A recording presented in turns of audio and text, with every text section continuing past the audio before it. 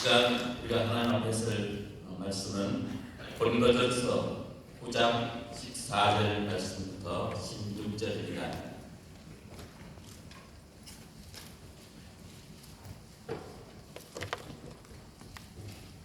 제가 공독해 올리겠습니다. 이와 같이 주께서도 복음을 전하는 자들이 복음으로 말미암아 살리라 명하셨느니라.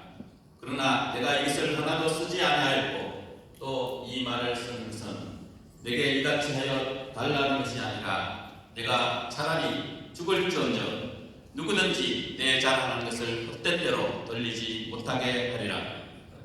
내가 복음을 전할지라도 자랑할 것이 없으면 내가 부득불 팔림이라. 만일 복음을 전하지 아니하면 내게 화가 있을 것이로다. 아멘. 이 본문의 말씀으로 청국교회를 섬기시는 박재필 강사님 나오셔서 하나님 말씀 전해 주시겠습니다.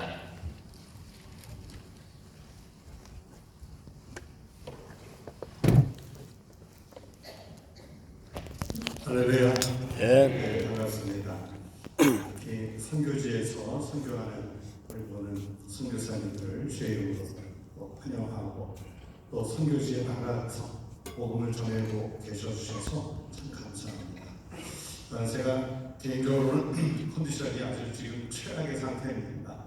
코로나 남들 다 걸리고 난 다음에 막판에 걸려서 격리되어 있다가 주일도 건너뛰고 그리고 지난 주일 설교하고 그리고 바로 월요일부터 어제까지 또 좀 해외에 나갔다 왔습니다. 장기침을 계속하면서 지금 있는 상태라 제가 평소에 설교하는 어투, 사람들과 만나서 이야기하는 어투를 지금 할 수가 없습니다. 그래서 하다가 중간에 혹시 제가 기침을 한다든지 그러면 조금 여러분들이 몸이 고생하고 있구나 생각하고 이해해 주시기를 바랍니다. 그리고 또 본문도 제가 오늘 여기 새벽 설교를 앞두고 지난 가기 전에 격리되어 있고 하는 기간 동안에 설교 원고를 다 썼습니다.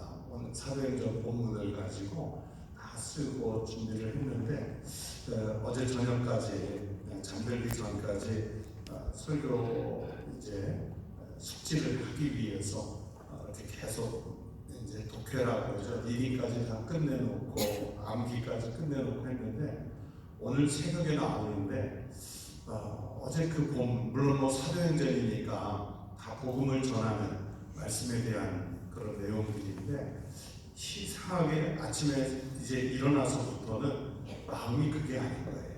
마음이 그게 아닌 거예요. 도대체 하나님이 나에게 어떤 말씀을 주시려고 자꾸 마음을 흔드나 해서 이제 양복까지 다 차려입고 나오려고 새벽 한 5시 20분쯤에 나오려고 차려입었는데 본문을 그래서 오늘 새벽 5시 20분에 바꿨습니다. 저는 모르겠습니다. 하나님께서 무엇을 말씀하게 하시려고 누가 듣게 하시려고 일주일 넘게 준비한 설교를 받게 하셨습니다. 이제 지금 그런 마음을 가지고 있습니다. 분명 제가 전하는 이야기가 아니라 하나님께서 하시고자 하시는 말씀이 있을 거고 또 듣고자 하시는 분에게 전하게 하시려는 주의 뜻이 있다고 분명히 믿습니다. 네. 여러분 세상에는 일을 할 때 우리가 세상 살아가면 각각의 다 자기 나름의 일이 있지 않겠습니까? 그런데 일을 할 때 일할 태도가 있습니다. 자기가 하는 일을 가지고 어떤 태도를 가지고 하느냐에 따라서 일의 능률, 진취도, 또 성취도 이런 것들이 확연하게 달라지겠죠. 일을 하는 태도를 몇 가지를 좀 생각해 봤습니다. 첫째는 우리가 무슨 일을 하든 정말 신이 나서 일을 할 때가 있습니다. 자신의 취미 또는 자신의 적성에 맞는 일을 할 때 사람들은 그 일을 정말 신나서 하겠죠. 요즘에 젊은 세대들에게는 자기 취미가 아예 직업이 되고 또 적성에 맞으면 그 일이 그렇게 신나서 한다고 하지 않습니까? 옛날에 보면 취미는 취미고 일은 일이라고 하는 이런 응식이 있었겠지만 이제는 일과 취미의 경계가 많이 흐려진 그런 세상입니다.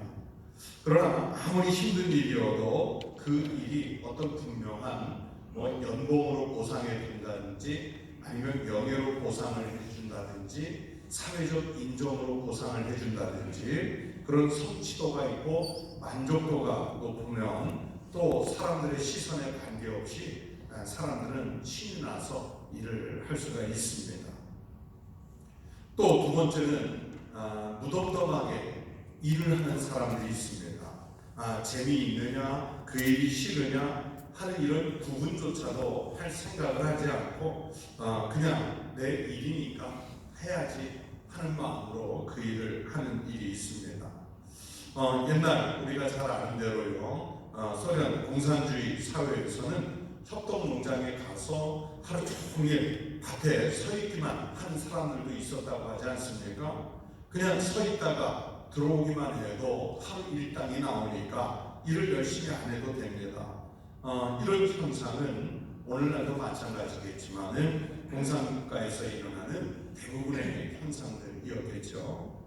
소련의 실질적 붕괴를 이끌어낸 그 당시 대통령 고르바초프가 한 지방 장관으로 있었을 때의 일입니다.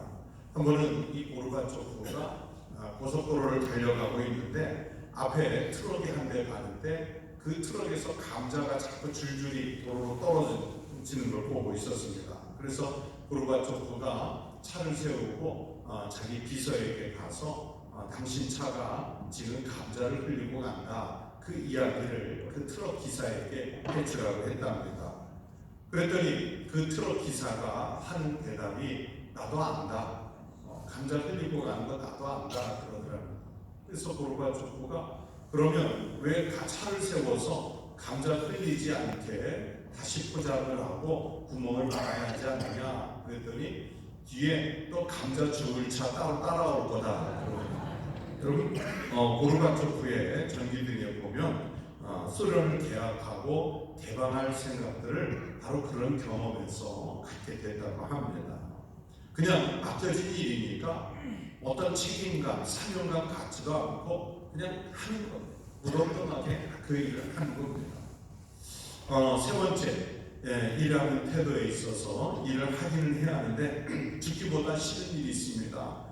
일을 하느니 차라리 죽는 게 낫겠다 하는 그런 심정을 불러일으키는 일들이 있죠. 우리 속담에 정말 하기 싫은 일 하는 사람을 향해서 말할 때 소가 도살짝 끌려가듯 한다, 그렇게 말하지 않습니까?